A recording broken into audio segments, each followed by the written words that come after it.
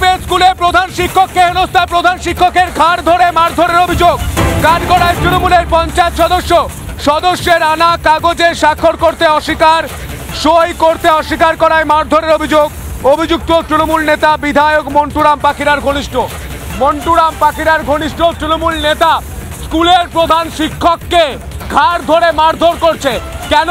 কারণ যে ডকুমেন্টস এনেছিল সেই ডকুমেন্টসে সই করতে অস্বীকার করেছিলেন প্রধান শিক্ষক। এখন সব থেকে বড় প্রশ্ন, কোন ডকুমেন্টস এনেছিলেন?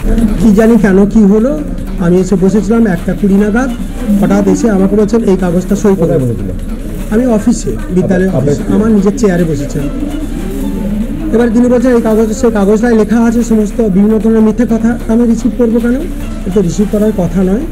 এবং এডুকেশনাল ট্রুথ তো সাধারণত একাডেমিক কাউন্সিলের ব্যাপার, একাডেমিক ব্যাপার, তো সেই বিষয়টা তো এমসি স্তরের বিষয় না, বা এমসিতে আলোচনা। এমসি জোর জবরদস্তি করে তিনি আমাকে একটু গালাগালি দিচ্ছেন এবং তারপরে এই রিসিভ না করলে এখানে ক্লার্ককে বলছে, জোর করে বলছে, সৌমিক পায়ালকে বলছে এই রিসিভ কর।